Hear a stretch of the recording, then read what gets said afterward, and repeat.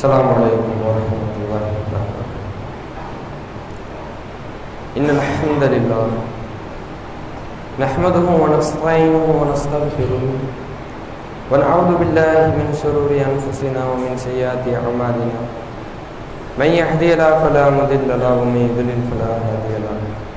Ashhadu an la ilaha illallah wa ashhadu anna Muhammadan abduhu wa rasuluhu amma ba'd. Inna asdaqal hadisi kitabullah وأحسن الهدي هدي محمد صلى الله عليه وسلم وشر الأمور محدثاتها وكل محدثة بدعة وكل بدعة ضلالة وكل ضلالة في النار.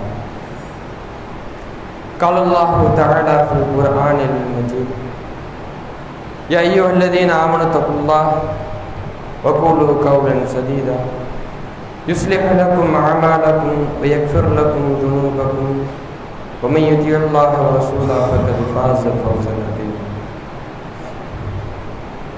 رب اشرح لي صدري ويسر لي امري واحلل عقدة من لساني يفقهوا قولي ربي زدني علما.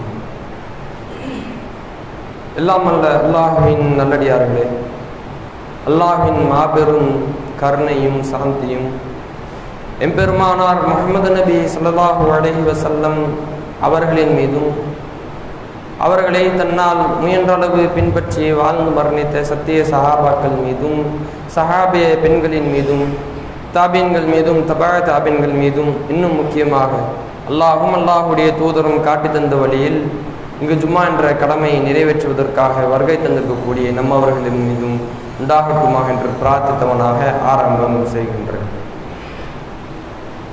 அல்லாஹ்வின் மாபெரும் கிருபையால் நாம் எல்லாம் இங்கு ஒன்று குடும்பம் இருக்கின்றோம்.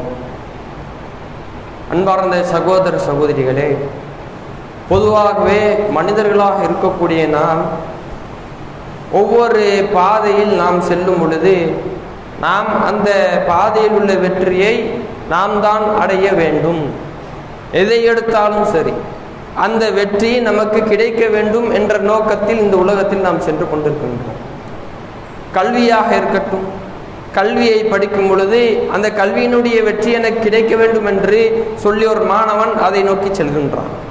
ஒரு வியாபாரமாக இருக்கட்டும், அந்த வியாபாரத்தில் உள்ள வெற்றியை நோக்கி மனிதர்கள் எல்லாம் நாம் எல்லாம் அதை நோக்கி சென்று கொண்டு இருக்கின்றோம். இப்படி மனிதர்களாக இருக்கக்கூடிய நாம் ஏதேனும் ஒரு வெற்றியை நோக்கி சென்று கொண்டே இருக்கின்றோம். அதுதான் இயல்பு. இந்த நிலையில் பொதுவாகவே ஆரம்ப காலத்திலிருந்தே பல சாதனையாளர்கள், பல வெற்றியாளர்கள் இந்த உலகத்தில் இருக்கிறார்கள். இந்த லைட்டை கண்டுபிடித்து இருட்டிலும் கூட வெளிச்சத்தை மனிதர்களுக்கு உருவாக்கி தந்த மனிதரும் வெற்றியாளர் தான். இதுவரையிலும் அவர் வெற்றியாளராக தான் இருந்து கொண்டிருக்கின்றார். அதில் எந்த மாற்று கருத்தும் இல்லை. எலான் மஸ்க் என்று சொல்லக்கூடிய ஒரு நபர், அவர் தன்னுடைய தாம் செய்த இந்த அறிவியல் மாற்றத்தினால், தாம் செய்த ஒரு முயற்சினால் அவருக்கு ஒரு வெற்றி கிடைத்தது. அந்த வெற்றியில் இன்று வரை பயணித்துக் கொண்டே இருக்கின்றார். அதில் எந்த ஒரு மாற்று கருத்தும் இல்லை. ஹுசேன் போல்ட் ஓடுகளத்திலேயே மிகச்சிறந்த ஒரு ஓட்டாளர், மிகச்சிறந்த ஒரு ரேசர் என்று சொல்லக்கூடிய அளவிற்கு அவர் தன்னுடைய சாதனையை படைத்தார். அவர் வெற்றியாளர் தான். இதுவரையிலும் அவர் வெற்றியாளராகத்தான் இருக்கின்றார். அதில் எந்த மாற்று கருத்தும் இல்லை. ஆனால் அல்லாஹ் சொன்ன வெற்றியாளர்கள் இவர்கள் தானா என்பதில் தான் இங்கு ஒரு முற்றுப்புள்ளி வருகின்றது. அல்லாஹ் சொன்ன வெற்றியாளர்கள் இவர்கள் தானா என்று பார்த்தால் கிடையாது. அல்லாஹ் சொன்ன வெற்றியாளர்கள் எப்படி தெரியுமா? ஏதோ 1000, 2000, 10,000 லட்சக்கணக்கான கோடிக்கணக்கான மக்களுக்கு முன்னால் ஒரு மேடையில் பரிசை வாங்கி கொண்டு வெற்றியாளர்களாக இருக்கிறார்களே, அவர்களை பற்றி சொல்லவில்லை நான். யார் தெரியுமா வெற்றியாளர்? ஒரு மிகப்பெரிய திடலில் எல்லா மனிதர்களும் குழும்பியிருப்பார்கள். நம்முடைய சமுதாயம் மட்டுமல்ல, ஆதம் நபியிலிருந்து மர்மை வரைக்கும், மர்மை நாள் வருகின்ற வரைக்கும் உள்ள மனிதர்கள் எல்லாம் ஒரே ஒரு திடலில் எல்லா மனிதர்களும் இருப்பார்கள். அந்த நேரத்தில் மனிதர்கள் எல்லாம் பயந்தவர்களாக, அச்சப்பட்டவர்களாக, பயத்தால் வியர்வை சிந்தும். சூரியன் எல்லாம் அருகில் இருக்கும், வியர்வை அப்படி ஆறாக ஓடும். அந்த நேரத்தில், அந்த பதட்டமான சூழ்நிலையில் யார் வெற்றியாளர்? ஒவ்வொரு மனிதனுடைய உள்ளத்திலும் நாம் தான் வெற்றியாளர்களா? அந்த மஹ்ஷர் மைதானத்தில் நாம் நிற்கும் பொழுது நாம் தான் அந்த வெற்றியாளரா அல்லது தோல்வியாளரா என்று ஒவ்வொரு மனிதனுடைய உள்ளத்தில் பதட்டமான ஒரு சூழ்நிலை இருக்கும். அந்த ஒரு சூழ்நிலையில் வானவர்களால் அழைக்கப்பட்டு அல்லாஹ்வால் பெயர் சூட்டப்பட்டு அல்லாஹ்வால் பட்டத்தை வாங்கி கொண்டு ஒரு பெரும் சாரார் சொர்க்கத்தில் நுழைவார்களே, அவர்கள்தான் உண்மையான வெற்றியாளர்கள். அவர்களை பற்றி தான் என்று சொல்ல போகின்றேன். அல்லாஹ்வே தன்னுடைய திருமறை குர்ஆனில் டிக்ளேர் செய்து விட்டான், இவர்கள் தான் வெற்றியாளர்கள் என்று சொல்லிவிட்டான். 23வது அத்தியாயத்தை எடுத்து பாருங்கள். முதலாவது வசனத்தில் அல்லாஹ் சொல்லுகின்றான், கத் அஃப்லஹல் முஃமினூன், மூமின்கள் வெற்றி பெற்று விட்டார்களடா, மூமின்கள் தான் வெற்றி பெற்று விட்டார்கள் என்று அல்லாஹ் தஆலா தன்னுடைய திருமறையிலே சொல்லி காட்டுகின்றான். எப்படிப்பட்ட மூமின்கள்? சாதாரண மூமின்கள் கிடையாது. வெறும் நானும் மூமின் தான் என்று வாய் வார்த்தையாக சொல்லக்கூடிய மூமின்கள் கிடையாது. அல்லாஹ் சொல்லக்கூடிய மூமின்கள் எப்படிப்பட்டவர்கள் தெரியுமா? இந்த உலகத்தை வெறுக்கக்கூடியவர்கள், இந்த உலகத்தினுடைய வீணான காரியங்களை வெறுக்கக்கூடியவர்கள், இந்த உலகத்தினுடைய வீணான காரியங்களை விட்டு தவிர்ந்திருக்கக்கூடியவர்கள் தான் உண்மையான மூமின்கள். அவர்கள் தான் வெற்றி பெற்று விட்டார்கள் என்று அல்லாஹ் சொல்லி காட்டுகின்றார். அல்லாஹ்வுடைய தூதர் அவர்களுக்கு முன்னால் ஒரு செத்த ஆடு இருக்கின்றது. அல்லாஹ்வுடைய தூதர் அவர்கள் கேட்கின்றார்கள், இந்த ஆட்டை யாராவது வாங்குவீர்களா என்று கேட்கும்போது சஹாபாக்கள் எல்லாம் சொல்கிறார்கள், அது பயனே கிடையாது, நாங்கள் காசு கொடுத்து வாங்கினால் அதற்கு எந்த பயனும் கிடையாது என்று சொல்லும் பொழுது அல்லாஹ்வுடைய தூதர் சொல்கின்றார்கள், இந்த உலகமும் இப்படிதான், இந்த உலகம் இந்த ஆட்டிற்கு சமம் என்று அல்லாஹ்வுடைய தூதர் சொல்லி காட்டுகிறார்கள். நாம் எதை பிரம்மாண்டமாக கருது கொண்டிருக்கின்றோமோ, நாம் எந்த உலகத்தில் வெற்றி பெறுவதற்காக காத்து கொண்டிருக்கின்றோமோ அந்த உலகத்தை பார்த்து அல்லாஹ்வுடைய தூதர் சொல்கின்றார்கள், இந்த செத்த ஆட்டிற்கு சமம் என்று சொல்கின்றார்கள். நம்மிடத்தில் உள்ள கோடிக்கணக்கான பணம் அந்த செத்த ஆட்டிற்கு சமம். நம்மிடத்தில் உள்ள அந்த பெரிய பெரிய வீடுகள், பெரிய பெரிய கார்கள் எல்லாம் அந்த செத்த ஆட்டிற்கு சமமாக இருக்கின்றது என்று அல்லாஹ்வுடைய தூதர்கள் சொல்லி காட்டுகின்றார்கள். இன்னும் அல்லாஹ்வுடைய தூதர் சொல்கின்றார்கள், அத்துன்யா சிஜ்னுல் முஃமினீன், இந்த துன்யா என்பது எப்படி தெரியுமா? இந்த துன்யா என்பது மூமின்களுக்கு சிறைச்சாலை, வஜன்னத்துல் காஃபிர், இன்னும் காஃபிர்களுக்கு சொர்க்கத்தை போன்றது. இந்த மூமின்களுக்கு இந்த உலகம் என்பது சிறைச்சாலையை போன்றது. அவர்கள் விரும்பியது இந்த உலகத்தில் செய்ய முடியாது, அவர்கள் ஆசைப்பட்டது இந்த உலகத்தில் கிடைக்காது. அவர்கள் இறைவனுக்கு கட்டுப்பட்டு தான் நடக்க வேண்டும் என்ற அடிப்படையில் கட்டுப்பட்டு நடப்பார்கள். எல்லா சூழ்நிலைகளையும் தவிர்ந்து இருந்து கொள்வார்கள். வீணான காரியங்கள் எல்லாத்தையும் விட்டு விடுவார்கள். அல்லாஹ்விற்கு அஞ்சிக் கொள்வார்கள். இந்த உலகத்தில் அவர்களால் எதையும் சாதிக்க முடியாது. அல்லாஹ்விற்காக தன்னுடைய நேரத்தை செலவழித்து கொண்டே இருப்பார்கள். ஆனால் காஃபிர்களை எடுத்து பாருங்கள், இந்த உலகத்தில் பெரிய ஆளாக ஆக வேண்டும், இந்த உலகத்தில் நாம் தான் மிகப்பெரிய சாதனையாளர்களாக ஆக வேண்டும் என்பதற்காக யார் நம்மை படைத்தால் என்று கூட அடிப்படை நோக்கத்தை கூட அறியாமல் வாழ்ந்து கொண்டிருக்கின்றார்கள்.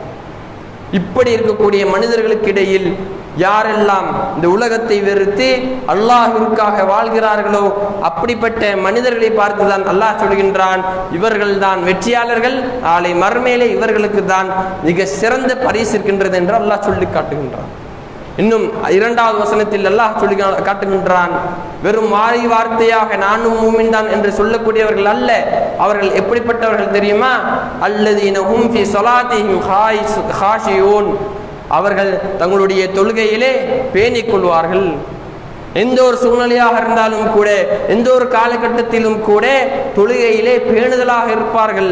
தொழுகையை சீராக சிறப்பாக தன்னுடைய வாழ்க்கையிலே கொண்டு செல்வார்கள் என்று அல்லாஹ் சொல்லி காட்டுகின்றான். இன்னொரு இடத்தில் அல்லாஹ் சொல்லுகின்றான், இப்ராஹிம் அலைஹிஸ்ஸலாம் அவர்களை பற்றி சொல்லும் பொழுது அவர்கள் இப்ராஹிம் அலைஹிஸ்ஸலாம் அவர்களை கட்டளையிடுகின்றான், இன்ன ஸலாத்தி வ நுசுகி வ மஹ்யாய வ மமாத்தி லில்லாஹி ரப்பில் ஆலமீன், என்னுடைய தொழுகையும் என்னுடைய எல்லா வணக்க வழிபாடுகளையும் என்னுடைய வாழ்வும் மரணம் அகிலத்தை படைத்த இரட்சகனான அல்லாஹ்விற்குரியது என்று சொல்லுங்கள் என்று அல்லாஹ் கட்டளையிடுகின்றான். எதற்காக, என்ன காரணம் என்று பார்த்தால், அல்லாஹ்விற்கு அது பிடித்தமான ஒரு செயல். நாம் செய்யக்கூடிய செயல்கள் அனைத்தும், நாம் செய்யக்கூடிய நற்செயல்கள் அனைத்தையும், நாம் தொழக்கூடிய தொழுகைகள் அனைத்தையும், நாம் வழிபடக்கூடிய அனைத்து வழிபாடுகளையும் அல்லாஹ்விற்காக உரித்தாக்குவது அல்லாஹ்விற்கு மிகவும் விருப்பமானது என்பதை சொல்லி காட்டுவதற்காக இப்படி அல்லாஹ் சொல்லி காட்டுகின்றான். இப்படி பல்வேறு விஷயங்கள் மூமின்களுக்கு பற்றி அல்லாஹ் சொல்லி காட்டுகின்றான்.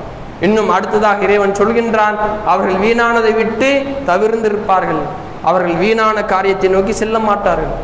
இன்று சமுதாயத்தை எடுத்துக்கொள்ளுங்கள். இன்றைய சமுதாயம் எல்லா விஷயங்களிலும் வீணான காரியத்தை நோக்கி சென்று கொண்டிருக்கின்றார்கள்.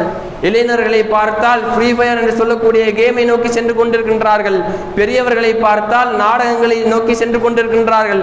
இப்படி எல்லா மனிதர்களும் ஏதேனும் ஒரு வீணான காரியத்தை நோக்கி சென்று கொண்டிருக்கும் பொழுது கூட யார் வீணான காரியத்தை நோக்கி செல்லாமல் தன்னுடைய பாதையை அல்லாஹ்விற்காக அல்லாஹ்வுடைய பாதையில் யார் செலவிடுகிறார்களோ அவர்கள்தான் உண்மையான மூமின்கள் என்று அல்லாஹ் இந்த இடத்திலும் சொல்லி காட்டுகின்றான். அல்லாஹ் ஏராளமான இடங்களில் இதை போன்றும் இதைவிட அழகான முறையிலே மூமின்களை பற்றி சொல்லி காட்டுகின்றான். அவர்கள்தான் மிகச் சிறந்தவர்கள். அதே அடுத்தடுத்து சொல்லும் பொழுது அல்லதீன உலாயிகஹும் வாரிசூன், அவர்களே வாரிசுதாரர்கள். எதற்கு தெரியுமா? அவர்களே வாரிசுதாரர்கள். அல்லதீன யரிசூன ஃபிர்தௌஸ், அவர்களே ஃபிர்தௌஸ் என்று சொல்லக்கூடிய சொர்க்கத்திற்கு அவர்கள்தான் வாரிசுதாரர்கள் என்று அல்லாஹ் சொல்லி காட்டுகின்றான். ஃபிர்தௌஸ் என்று சொல்லக்கூடிய அந்த சொர்க்கத்திற்கான வாரிசுதாரர்கள் உண்மையான மூமின்கள், அல்லாஹ்விற்கு கட்டுப்படக்கூடியவர்கள், அல்லாஹ்வை உண்மையாக நம்பக்கூடியவர்களுக்கு தான் ஃபிர்தௌஸ் என்ற சொர்க்கம் இருக்கின்றது. அதில் அவர்கள் நிரந்தரமாக இருப்பார்கள், அதில் அவர்கள் சந்தோஷமாக இருப்பார்கள் என்று அல்லாஹ் சொல்லி காட்டுகின்றான். இப்படி மூமின்களை பற்றி அல்லாஹ் அந்த வசனத்தில், அந்த அத்தியாயத்தில் பல வசனங்களில் விரிவாக இன்னும் அழகான முறையிலே பல வசனங்களாக இறைவன் சொல்லி காட்டுகின்றான். அப்பொழுது நாம் இந்த உலகத்தில் தான் வாழுகின்றோம். அல்லாஹ்வால் படைக்கப்பட்ட மனிதர்கள் தான் நாமும். நாம் எப்படி நடக்க வேண்டும், நம்முடைய செயல்பாடுகள் எப்படி இருக்க வேண்டும், நம்முடைய நடைமுறை எப்படி இருக்க வேண்டும், நம்முடைய அணுகுமுறை எப்படி இருக்க வேண்டும் என்பதை நாம் சிந்திப்பதற்கு கடமைப்பட்டிருக்கின்றோம். சகோதர சகோதரிகளே, அல்லாஹ்வுடைய தூதரும் அல்லாஹ்வுடைய தூதர் காட்டி தந்த வழியில் நாம் செல்கின்றோமா அல்லது ஷைத்தான் காட்டி தந்த வழியில் செல்கின்றோமா? அல்லாஹ்வுடைய தூதர் சொன்ன அந்த பாதையில் நாம் செல்கின்றோமா அல்லது ஷைத்தான் காட்டி தந்த பாதையில் செல்கின்றோமா? அல்லாஹ்வும் அல்லாஹ்வுடைய தூதர் சொல்லி தந்த அந்த செயல்களை செய்கின்றோமா அல்லது ஷைத்தான் சொல்லி தரக்கூடிய அந்த செயல்களை செய்கின்றோமா என்பதை நாமே நமக்கு பரிசோதனை செய்து பார்க்க வேண்டும். அதற்கு நாம் கடமைப்பட்டிருக்கின்றோம். இந்த உலகத்தில் நாம் நம்முடைய வாழ்க்கையை திருத்தினால்தான் நாளை மறுமேலே அந்த சொர்க்கவாசிகளாக, அந்த வெற்றியாளர்களாக நாம் ஆக முடியும்.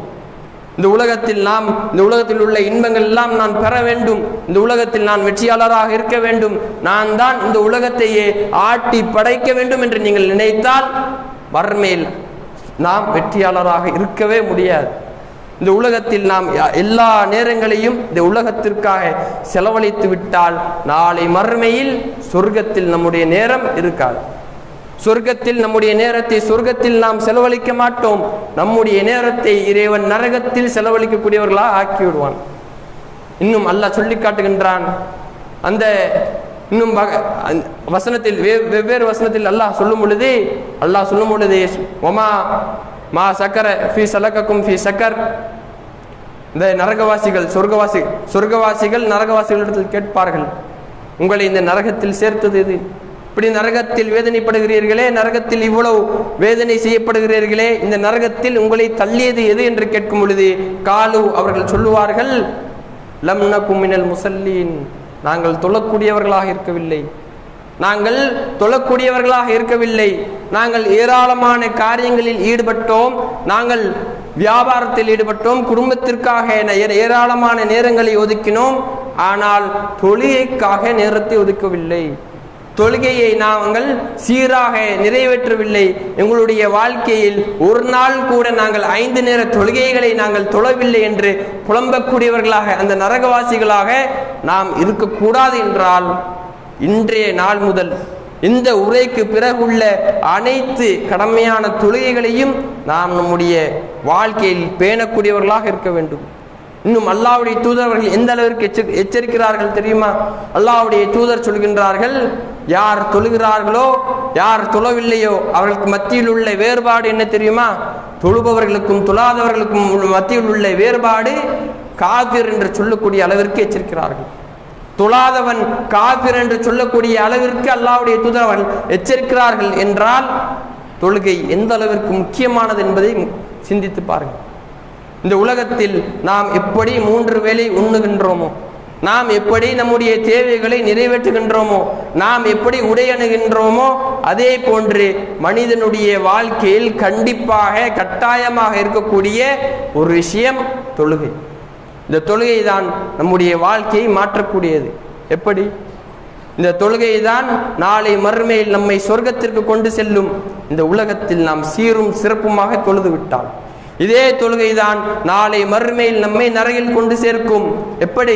இந்த தொழுகை இந்த உலகத்தில் நாம் தொழவில்லையானால், இந்த தொழுகையை நாம் இந்த உலகத்தில் பேணவில்லையானால் இதே தொழுகை தான் நாளை மனிதர்களை நரகத்தில் கொண்டு சேர்க்கும் என்பதை கவனித்து கொண்டு நாம் சீரும் சிறப்புமாக நம்முடைய தொழுகைகளை பேணிக்கொள்ள வேண்டும். அல்லாஹ் தன்னுடைய திருமறையில சொல்லி காட்டுகின்றான், இன்ன ஸலாத்த கானத் அலல் முஃமினீன ஹக்கா கிதாபன் மௌகூதா. இந்த தொழுகை என்பது ஒவ்வொரு மூமின்களின் மீதும், ஒவ்வொரு பருவமடைந்த ஒவ்வொரு ஆண் பெண் மீது இந்த தொழுகை என்பது கட்டாய கடமையாக இருக்கின்றது என்று அல்லாஹ் சொல்லி காட்டுகின்றான். அல்லாஹ்வுடைய வார்த்தையை மீறுபவர்களாக, சைத்தானுடைய வழியை பின்பற்றுபவர்களாக, இன்னும் அல்லாஹ்வுடைய வழிமுறையும் அல்லாஹ்வுடைய தூதரவர்களுடைய வழிமுறையை விட்டு விடுபவர்களாக இன்று நாம் தொழுகையை விட்டுவிடக்கூடியவர்களாக இருக்கிறோம். அல்லாஹ்வுடைய அந்த வரம்பை மீறக்கூடியவர்களாக, அல்லாஹ் சொன்ன அந்த வரம்பு கோட்டை தாண்டி செல்லக்கூடியவர்களாக இன்று நாம் தொழுகையை வீணாக்கக்கூடியவர்களாக இருந்து கொண்டிருக்கின்றோம். சிந்தித்து பாருங்கள். இதே தொழுகை தான் நாளை மறுமையில் நம்மை நரகில் கொண்டு சேர்த்தால் அந்த நேரத்தில் நம்முடைய நிலை எப்படி இருக்கும்? அல்லாஹ்விடத்தில் கெஞ்ச முடியாது. அல்லாஹ் சிறிது நேரம் தா, நான் சென்று தொழுது விட்டு வருகின்றேன். சிறிது நேரம் தா, நான் சென்று தர்மம் செய்து விட்டு வருகின்றேன். இந்த கோடிக்கணக்கான பணத்தை எடுத்துக்கொள், நான் நன்மையான காரியங்களை செய்து கொண்டு வருகின்றேன் என்று அல்லாஹ்விடத்தில் அந்த தினத்தில் பரிந்துரை செய்ய முடியாது. அந்த நேரத்தில் நாம் அந்த வெற்றியாளர்களாக இருக்க வேண்டும். அந்த நேரத்தில் நாம் தான் சொர்க்கத்தில் நுழைய வேண்டும் என்று நீங்கள் எண்ணினால் தொழுகையை சீரும் சிறப்புமாக நிறைவேற்றுங்கள். வீணான காரியங்களை விட்டு தவிர்ந்து கொள்ளுங்கள். இன்னும் அல்லாஹ் சொல்லுகின்றான், அவர்கள் ஜக்காத்தை நிறைவேற்றுவார்கள், அவர்கள் நன்மையான காரியங்களை செய்வார்கள், தம்முடைய கர்ப நெறிகளை பாதுகாத்துக் கொள்வார்கள் என்று அந்த வசனங்களில் அல்லாஹ் பேசுகிறான். அப்ப இந்த விஷயங்கள் எல்லாம் நாம் நம்முடைய வாழ்க்கையில் பின்பற்றக்கூடியவர்களாக நாம் இருக்க வேண்டும் என்று கூறி எனது இந்த உரையை நிறைவு செய்கிறேன். வாஹிதன் அல்ஹம்துலில்லாஹி ரப்பில் ஆலமீன். அஸ்ஸலாமு அலைக்கும் வரஹ்மத்துல்லாஹி வபரகாத்துஹு.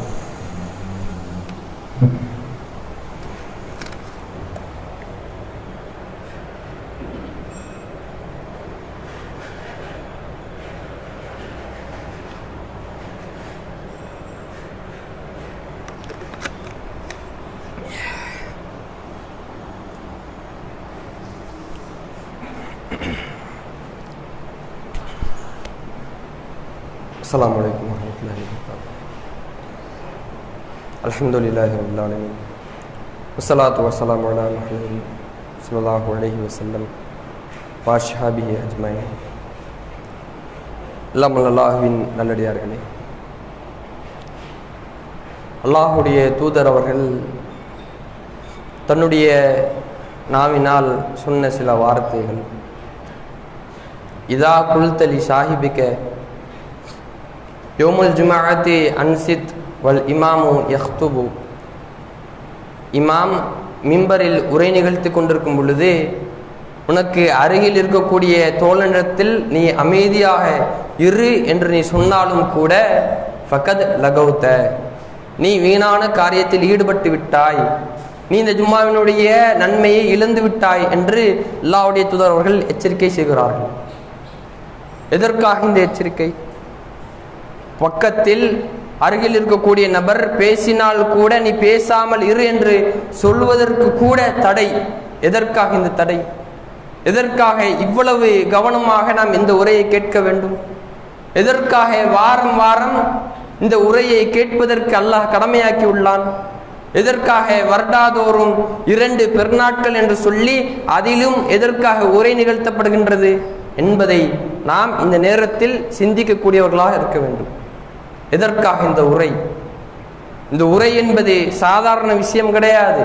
இந்த உரை என்பது அல்லாஹ்வின் தூதர் அவர்களுடைய காலத்திலிருந்தே இஸ்லாத்தை, இந்த உரைதான் மிக பலமாக இருக்கின்றது. இஸ்லாமிய மார்க்கத்தில் இந்த உரை மிக ஒரு பங்காக வகித்து கொண்டிருக்கின்றது. இஸ்லாமிய மார்க்கத்தின் ஆரம்ப பிரச்சாரமே உரையின் மூலம்தான் இருந்தது. அல்லாஹ்வின் தூதர் அவர்கள் உரை நிகழ்த்தி தான் இந்த இஸ்லாமிய மார்க்கத்தை எல்லா மக்களுக்கு எடுத்து சொன்னார்கள். உரையின் மூலம்தான் இஸ்லாமிய மார்க்கம் ஒட்டுமொத்த உலகத்திற்கும் கொண்டு செல்லப்பட்டது. அப்ப இந்த உரை என்பது சாதாரண ஒரு உரை கிடையாது. நாம் மனிதர்களாகத்தான் இருக்கின்றோம். பாவங்கள் என்பது மனிதர்கள் செய்யக்கூடியவர்கள் தான். பொதுவாக மனிதனுடைய இயல்பு என்பது பாவங்களை செய்யக்கூடியவன். ஆனால் அல்லாஹ் சொல்லக்கூடிய வார்த்தை என்ன? நான் மனிதனை படைத்திருக்கின்றேன், அவனை பலகீனமாக படைத்திருக்கின்றேன், அவன் பாவங்களை செய்வான். ஆனால் பாவ மன்னிப்பு அவன் கேட்டுவிட்டால் அதை நான் மன்னித்து விடுவேன். அதை கேட்காவிட்டால் நான் நாடினால் அவனை தண்டிப்பேன் அல்லது தண்டிக்காமல் இருப்பேன் என்று அல்லாஹ் சொல்லி காட்டுகின்றான். அப்பொழுது மனிதர்களாக இருக்கக்கூடிய நாம் எல்லா நேரங்களிலும் பாவம் செய்யக்கூடியவர்கள் தான். இதை அல்லாஹ்வுடைய தூதரே தன்னுடைய வாயால் சொல்லி இருக்கிறார்கள். மனிதர்களாக இருக்கக்கூடிய நாம் இரவிலும் பகலிலும் பாவம் செய்யக்கூடியவர்கள் தான். ஆனால் கவனிக்கக்கூடிய விஷயம் என்ன தெரியுமா? பாவங்கள் செய்யக்கூடிய நாம் அதற்கு ஈடாக பரிகாரம் தேடுகின்றோமா? அந்த பாவத்திற்கு ஈடான பரிகாரத்தை அல்லாஹ்விடத்தில் பாவ மன்னிப்பாக கேட்கின்றோமா என்பதுதான் இங்கு முக்கியமாக கவனிக்கக்கூடிய விஷயம். நாம் சொல்லக்கூடிய ஒவ்வொரு உரையும் நம்முடைய வாழ்க்கையில் ஏதேனும் தவறு அந்த உரையில் வந்திருந்தால், நாம் செய்யக்கூடிய தவறுகள் அந்த உரையில் சொல்லப்பட்டிருந்தால், நம்முடைய வாழ்க்கையில் இருக்கக்கூடிய தவறுகள் அந்த உரையில் சொல்லப்பட்டிருந்தால், நம்முடைய கடமை என்ன தெரியுமா? நம் மீது உள்ள கடமை அதை மாற்றுவதுதான் நம் மீது உள்ள கடமை. அல்லாஹு தஆலா தன்னுடைய திருமறையில சொல்லி காட்டுகின்றான், அறிவுரை கூறுங்கள், உரை நிகழ்த்துங்கள். இந்த உரை என்பது தன்ஃபஉல் முஃமினீன், மூமின்களுக்கு பயனளிக்கும் என்று அல்லாஹ் சொல்லி காட்டுகின்றான். நீங்கள் ஒரு உண்மையான மூமின்களாக இருந்தால் இந்த உரை என்பது உங்களுடைய வாழ்க்கையை மாற்றக்கூடியதாக இருக்க வேண்டும். தவறு செய்யக்கூடியவர்களாக இருந்தால், ஏதேனும் ஒரு தவறில் ஈடுபடக்கூடியவர்களாக இருந்தால் இந்த உரை உங்களுடைய வாழ்க்கையை மாற்றக்கூடியதாக இருக்க வேண்டும். இந்த உரை உங்களுடைய ஒட்டுமொத்த வாழ்க்கையை மாற்றி சொர்க்கத்திற்கு கொண்டு செல்லக்கூடிய ஒரு உரையாக அமைய வேண்டும் என்ற நோக்கம்தான் அல்லாஹும் அல்லாஹ்வுடைய தூதரும் சொன்னதர். இந்த ஜும்மாவை கடமையாக்கியதற்கான நோக்கம் இந்த உரையை கேட்க வேண்டும். உரையினால் நீங்கள் ஈடேற்றம் பெற வேண்டும். உரையினால் நீங்கள் செய்யக்கூடிய தவறுகளை விட்டு விலக வேண்டும். இதற்காக தான் இறைவனும் அல்லாஹ்வுடைய தூதரும் செய்திருக்க வாய்ப்பு உண்டு. எனவே நாம் செய்யக்கூடிய தவறுகள் அனைத்தையும் விட்டு நாம் திருந்தக்கூடிய ஒரு மக்களாக இருந்து நாம் அதிகமாக அல்லாஹ்விடத்தில் பிரார்த்தனை செய்து நாம் செய்யக்கூடிய தவறுகள் நாம் அந்தரங்கமாக நாம் வெளிப்படையாக செய்யக்கூடிய எல்லா பாவங்களை விட்டும் பாவ மன்னிப்பு தேடக்கூடியவர்களாக இருக்க வேண்டும். இன்னும் நாம் செய்விக்கக்கூடிய ஒவ்வொரு உரையும் நம்முடைய வாழ்க்கையை மாற்றக்கூடியதாக இருக்க வேண்டும். நாம் ஒவ்வொரு உரையும் எத்தனையோ உரையை இதுவரைக்கும் செய்விட்டிருப்போம். ஆனால் இந்த ஜும்மா உரைக்கு பிறகு நாம் எழுந்து சென்றதுக்கு பிறகு ஜும்மாவில் என்ன சொல்லப்பட்டது, ஜும்மாவில் என்ன குறிப்பிடப்பட்டது, என்னென்ன தவறுகள் சுட்டி காட்டப்பட்டது, என்னென்ன நன்மைகள் ஏவப்பட்டது என்பதை நாம் மறந்து விடுகின்றோம். இந்த நோக்கத்திற்காகவா அல்லாஹும் அல்லாஹ்வுடைய தூதரும் இந்த உரை நிகழ்த்த சொன்னார்கள்? இந்த நோக்கத்திற்காகவா இந்த ஜும்மா என்பதை கடமையாக்கப்பட்டது என்பதை நாம் சிந்திக்க வேண்டும். சிந்திக்கக்கூடிய ஒரு நன்மக்களாக இருந்து மிகச்சிறந்த அந்த ஜன்னத்துல் ஃபிர்தௌஸ் என்ற சொர்க்கத்தை அடையக்கூடியவர்களாக இருக்க வேண்டும் என்று கூறி எனது இந்த உரையை நிறைவு செய்கிறேன். வாஹிர் தவ்ன் அல்ஹம்துலில்லாஹி ரப்பில் ஆலமீன். அஸ்ஸலாமு அலைக்கும் வரஹ்மத்துல்லாஹி வபரகாத்துஹு.